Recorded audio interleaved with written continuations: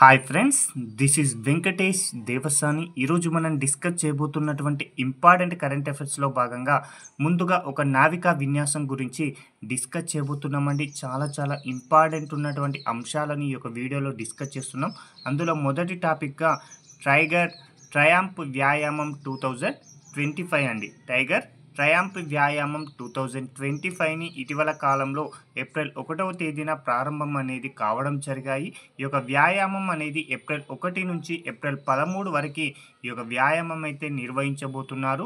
అయితే 2025లో నిర్వహించినటువంటి ఈ యొక్క వ్యాయామం అనేది ఎన్నవ ఎడిషన్ అంటే మాత్రం 4వ ఎడిషన్ అని గుర్తుంచుకుంటే సరిపోతుందండి. అయితే ఈ యొక్క టైగర్ ట్రయాంప్ యొక్క 4వ ఎడిషన్కి ఆతిథ్యం ఇచ్చినటువంటి ప్రాంతం ఏది అంటే మాత్రం తూర్పు సముద్ర తీరం అండి. చాలా ఇంపార్టెంట్. తూర్పు సముద్ర తీరం అండి. ఈ యొక్క తూర్పు సముద్ర తీరంలో ఉన్నటువంటి రెండు ప్రాంతాలు ఈ యొక్క టైగర్ ట్రయాంప్ అనేటువంటి వ్యాయామంకి ఆతిథ్యం ఇవ్వడం జరిగింది. ఈ తూర్పు తీరంలో ఒకటి వచ్చేసి విశాఖపట్నం, మరొకటి వచ్చేసి కాకినాడ అని గుర్తుంచుకుంటే సరిపోతుందండి. అయితే ఈ యొక్క వ్యాయామంలో పాల్గొన్న దేశాలు ఏవి అంటే భారత్, అదేవిధంగా అమెరికా దేశాలకు సంబంధించినటువంటి నావికా దళాలు ఇందులో పాల్గొనడం జరిగింది.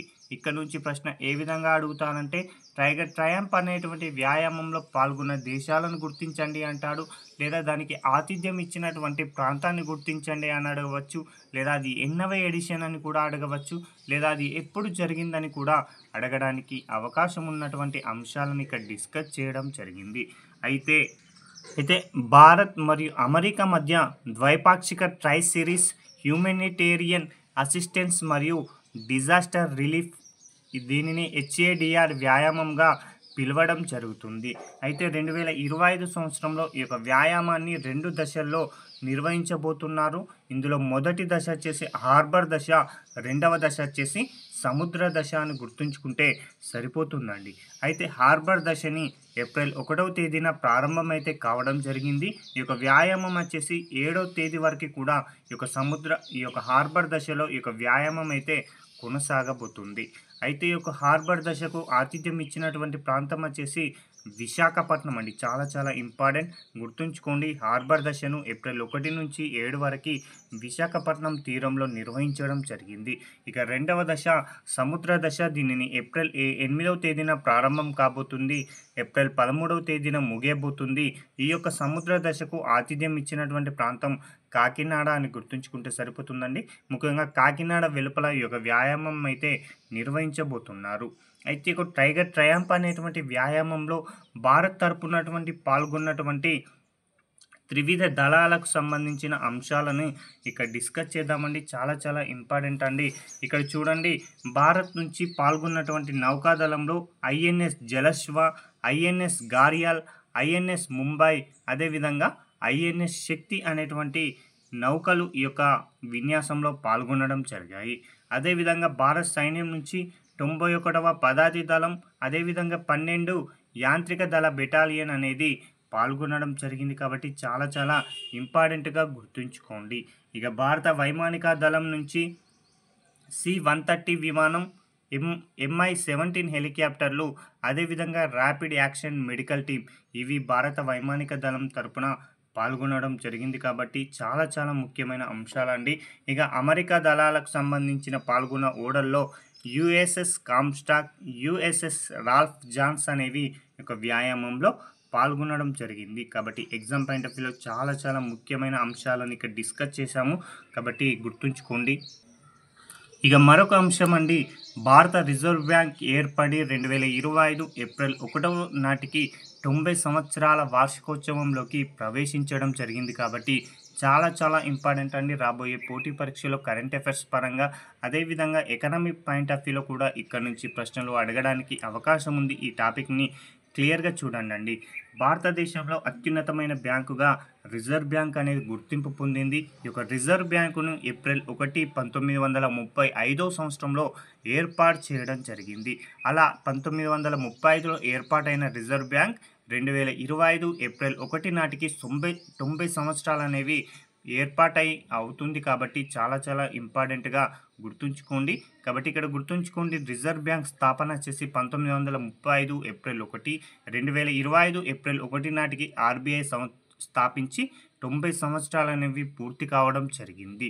దీంతో ఆర్‌బీఐ తన 90వ వార్షికోత్సవాన్ని 2025 సంవత్సరంలో జరుపుకుంటుందండి. చాలా చాలా ఇంపార్టెంట్.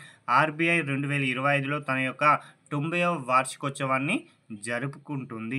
అయితే ఆర్‌బీఐని 1935 ఏప్రిల్ 1న ఏర్పాటు చేశామని చెప్తున్నాం కదా! అయితే దీనిని ఆర్‌బీఐ యాక్ట్ 1934 ప్రకారం దీనిని 1935 ఏప్రిల్ 1న ఏర్పాటు చేశారు. కాబట్టి గుర్తుంచుకోండి, ఆర్‌బీఐ యాక్ట్ అంటే మాత్రం 1934 అని గుర్తుంచుకోండి. ఆర్‌బీఐ ఏర్పాటు అంటే మాత్రం 1935 అని గుర్తుంచుకుంటే సరిపోతుందండి. అదే ఆర్‌బీఐకి సంబంధించినటువంటి చారిత్రక నేపథ్యం కూడా గమనించాలండి. ఎందుకంటే ఎగ్జామినర్ దానికి చారిత్రక నేపథ్యం పైన కూడా పలుమార్లు ప్రశ్నలు అడగడం జరిగింది. కాబట్టి ఈ యొక్క ఆర్‌బీఐ యొక్క చారిత్రక నేపథ్యాన్ని గనుక పరిశీలిస్తే ఆర్‌బీఐని హిల్టన్ యంగ్ కమిషన్ అండి. చాలా చాలా ఇంపార్టెంట్. చాలా సార్లు అడిగారండి. ఆర్‌బీఐని ఏ కమిషన్ సిఫారసుల మేరకు ఏర్పాటు చేశారని అడిగారు. కాబట్టి హిల్టన్ యంగ్ కమిషన్ సిఫారసుల మేరకు ఏప్రిల్ 1, 1935 సంవత్సరంలో దీనిని స్థాపించారండి. అయితే దీనిని ఏ సంవత్సరంలో జాతీయం చేశారు అంటే 1949 అండి. ఇది కూడా పలుమార్లు ఎగ్జామ్‌లో అడిగారు. కాబట్టి ఆర్‌బీఐని ఎప్పుడు జాతీయం చేశారు అంటే మాత్రం 1949 అని గుర్తుంచుకుంటే సరిపోతుందండి. అలాంటి ఆర్‌బీఐకి తొలి గవర్నర్‌గా పనిచేసినటువంటి వ్యక్తి ఎవరు అంటే సర్ ఓస్బర్న్ స్మిత్ అండి. స్మిత్ అని గుర్తుంచుకుంటే సరిపోతుందండి. సర్ ఓస్బర్న్ స్మిత్ గారు ఆర్‌బీఐ యొక్క తొలి గవర్నర్‌గా పనిచేయడం జరిగింది. అయితే ఆర్‌బీఐకి తొలి భారతీయ గవర్నర్‌గా ఎవరు పనిచేశారంటే సర్ సీడీ దేశ్ముఖ్ గారు పనిచేయడం జరిగింది. కాబట్టి చాలా చాలా ఇంపార్టెంట్ అండి. ఇక్కడ నుంచి పలుమార్లు ప్రశ్నలు రావడం జరిగింది. ఆర్‌బీఐ తొలి గవర్నర్ అంటే స్మిత్ అని గుర్తుంచుకోండి. అదే ఆర్‌బీఐకి తొలి భారతీయ గవర్నర్ అంటే మాత్రం సీడీ దేశ్ముఖ్ గారు అని గుర్తుంచుకోండి. ఇదే ఆర్‌బీఐకి గవర్నర్‌గా పనిచేసినటువంటి మన్మోహన్ సింగ్ గారు తదనంతర కాలంలో భారత ప్రధానిగా కావడం జరిగింది. ఇటీవల కాలంలో అతడు మరణించడం జరిగింది. కాబట్టి ఎక్కడి నుంచి కూడా ప్రశ్న అడగడానికి అవకాశం ఉందండి. అయితే ఆర్‌బీఐ యొక్క విధి ఏంటి అంటే మాత్రం భారతదేశంలో కరెన్సీ నోట్లను జారీ చేస్తుంది. అదేవిధంగా వాటిని నిర్వహించడం జరుగుతుంది. అయితే ₹1 నాణాలు తప్ప మిగతా అన్ని విలువలు కలిగినటువంటి కరెన్సీని ఆర్‌బీఐ ముద్రించి చెలామణి చేస్తుంది అనే అంశాన్ని గుర్తుంచుకోండి. అదేవిధంగా ఆర్‌బీఐ యొక్క ప్రధాన కేంద్రం ప్రస్తుతం వచ్చేసి ముంబై అండి. అయితే ప్రారంభంలో ఆర్‌బీఐ యొక్క ప్రధాన కేంద్రంగా కోల్కతా ఉండేది. ఆ తదనంతర కాలంలో దాని యొక్క హెడ్ క్వార్టర్స్‌ని ముంబైకి మార్చడం జరిగింది.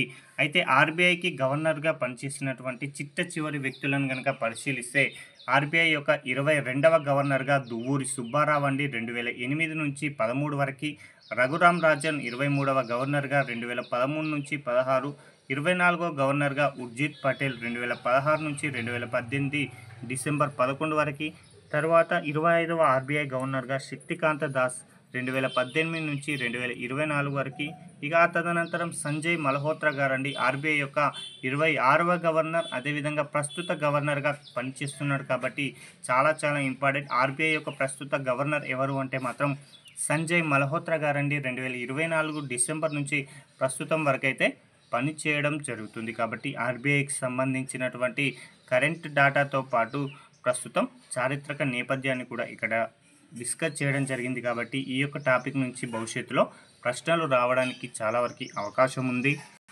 ఇప్పుడు క్రీడా అంశానికి సంబంధించినటువంటి ఒక స్పోర్ట్స్ గురించి డిస్కస్ చేయబోతున్నామండి. ఆ యొక్క స్పోర్ట్స్ వచ్చేసి ఆసియా రెజ్లింగ్ ఛాంపియన్షిప్ 2025 అండి. చాలా చాలా ఇంపార్టెంట్ ఉన్నటువంటి స్పోర్ట్స్ అండి. ఆసియా రెజ్లింగ్ ఛాంపియన్షిప్ 2025లో 21వ ఎడిషన్కి సంబంధించిన ఈ ఛాంపియన్షిప్ పోటీలను అయితే నిర్వహించడం జరిగింది. అయితే ఈ యొక్క ఛాంపియన్షిప్కి ఆతిథ్యం ఇచ్చినటువంటి ప్రాంతం ఏది అంటే మాత్రం జోర్దాన్ దేశం అని గుర్తుంచుకోండి. జోర్దాన్ రాజధాని అయినటువంటి అమ్మాన్ అనేటువంటి ప్రాంతంలో ఈ యొక్క ఆసియా రెజ్లింగ్ ఛాంపియన్షిప్ పోటీలను నిర్వహించడం జరిగింది. అయితే ఎప్పటి నుంచి ఎప్పటి వరకు నిర్వహించారు అంటే 2025 మార్చ్ 25 నుంచి 30 వరకు ఈ యొక్క పోటీలను అయితే నిర్వహించడం జరిగింది. అయితే ఈ యొక్క పోటీలను నిర్వహించినది ఎవరు అంటే మాత్రం యునైటెడ్ వరల్డ్ రెజ్లింగ్ వారు ఈ యొక్క పోటీలను అయితే నిర్వహించడం జరిగింది. కాబట్టి చాలా చాలా ఇంపార్టెంట్ అండి. ఆసియా రెజ్లింగ్ ఛాంపియన్షిప్ 2025కి ఆతిథ్యం ఇచ్చిన దేశం ఏది అంటాడు జోర్దాన్ అని గుర్తుంచుకుంటే సరిపోతుందండి. అయితే ఈ యొక్క ఛాంపియన్షిప్లో భారత్ నుంచి 30 మంది సభ్యుల రెజ్లింగ్ బృందం అయితే పాల్గొందండి. ఓకేనా, భారత్ నుంచి 30 మంది ఈ యొక్క పోటీలో పాల్గొనడం జరిగింది. అయితే భారత్ ఎన్ని పతకాలను సాధించింది ఈ యొక్క పోటీలో అంటే ఈ యొక్క ఛాంపియన్‌షిప్‌లో అంటే 10 పతకాలను సాధించిందండి. చాలా చాలా ఇంపార్టెంట్ డైరెక్ట్ ప్రశ్న అడగవచ్చండి. ఆసియా రెజ్లింగ్ ఛాంపియన్‌షిప్ 2025లో భారత్ ఎన్ని పతకాలను సాధించింది అని అడగవచ్చు. కాబట్టి 10 పతకాలని గుర్తుంచుకుంటే సరిపోతుందండి. ఈ యొక్క 10 పతకాలలో ఒక పతకం వచ్చేసి ఒకే ఒక స్వర్ణాన్ని సాధించగా 3 రజతాలు, 6 కాంస్యాలను సాధించడం జరిగింది. అయితే ఇదే భారత్ గతంలో అంటే 2024లో నిర్వహించిన ఆసియా రెజ్లింగ్ ఛాంపియన్‌షిప్‌లో 9 పతకాలను సాధించింది. అంటే ప్రస్తుతం 2025 నాటికి ఒక పతకాన్ని అదనంగా సాధించింది అని గుర్తుంచుకుంటే సరిపోతుందండి. అయితే 2024లో 9 పతకాలు సాధిస్తే అందులో 4 రజతాలు, 5 కాంస్యాలనేవి ఉండడం జరిగింది. అంటే గతంతో పోల్చుకుంటే ఒక పతకం అనేది అధికంగా సాధించాం. ఆ యొక్క అధికంగా సాధించిన పతకమే స్వర్ణ పతకం అని గుర్తుంచుకోండి. అలా భారత్ తరపున ఏకైక స్వర్ణాన్ని సాధించినటువంటి వ్యక్తి ఎవరు అంటే మాత్రం మనీషా బన్వాలా అండి. చాలా చాలా ఇంపార్టెంట్. మనీషా బన్వాలా భారతదేశం తరపున ఏకైక స్వర్ణాన్ని గెలుచుకుంది కాబట్టి ఎగ్జామ్ పాయింట్ ఆఫ్ వ్యూలో అడుగుతాడండి. ఆసియా రెజ్లింగ్ ఛాంపియన్‌షిప్ 2025లో భారత్ తరపున ఏకైక స్వర్ణాన్ని సాధించిన క్రీడాకారులను గుర్తించండి అంటాడు. కాబట్టి మనీషా బన్వాలా అని గుర్తుంచుకుంటే సరిపోతుందండి. చాలా చాలా ముఖ్యమైనటువంటి అంశం అండి. ఇక మరొక అంశం అండి కామన్వెల్త్ సెక్రటరీ జనరల్ అయినటువంటి మొదటి ఆఫ్రికన్ మహిళ అండి. చాలా చాలా ఇంపార్టెంట్. కామన్వెల్త్ సెక్రటరీ జనరల్ అయినటువంటి మొదటి ఆఫ్రికన్ మహిళగా ఎవరు రికార్డు సృష్టించారు అంటే షీర్లీ బోచ్వే అండి. షీర్లీ బోచ్వే అనేటువంటి ఘనా దేశానికి సంబంధించినటువంటి మహిళ కామన్వెల్త్ సెక్రటరీ జనరల్గా ఎంపికైన తొలి ఆఫ్రికన్ మహిళగా ఒక రికార్డ్ అయితే సృష్టించడం జరిగింది. ఈమె ఎప్పుడు బాధ్యతలను స్వీకరించింది అంటే 2025 సంవత్సరం ఏప్రిల్ 1వ తేదీన కామన్వెల్త్ సెక్రటరీగా బాధ్యతలను స్వీకరించడం జరిగింది. ఈమె ప్రత్యేకత చెప్పాం కదా, కామన్వెల్త్ దేశాల సెక్రటరీ జనరల్ పదవిని చేపట్టినటువంటి మొదటి ఆఫ్రికన్ మహిళ అని గుర్తుంచుకుంటే సరిపోతుంది. ఓవరాల్గా కామన్వెల్త్ దేశాలకు సంబంధించి ఎన్నవ ప్రధాన కార్యదర్శిగా బాధ్యతలను స్వీకరించింది అంటే 7వ ప్రధాన కార్యదర్శి అని గుర్తుంచుకోండి. అయితే ఈమె 4 సంవత్సరాల కాలానికి ఎన్నిక కావడం జరిగింది. చాలా చాలా ఇంపార్టెంట్. ఈమె యొక్క పదవీ కాలం ఎంత అంటే మాత్రం 4 సంవత్సరాలని గుర్తుంచుకుంటే సరిపోతుంది. ఓవరాల్గా కామన్వెల్త్ దేశాల కూటమికి 7వ ప్రధాన కార్యదర్శి, అదేవిధంగా మొట్టమొదటి ఆఫ్రికన్ మహిళ అని గుర్తుంచుకోండి. అయితే ఈ యొక్క కామన్వెల్త్కి తొలి సెక్రటరీ జనరల్గా అర్నాల్డ్ స్మిత్ గారు పనిచేశారండి 1965 నుంచి 1975 వరకు. ఇదే కామన్వెల్త్ సెక్రటరీగా భారతీయుడు ఎవరైనా పనిచేశారంటే చేశారండి. 5వ సెక్రటరీగా భారత్కు చెందినటువంటి కమలేష్ శర్మ గారు 2008 నుంచి 16 వరకు కూడా పనిచేయడం జరిగింది.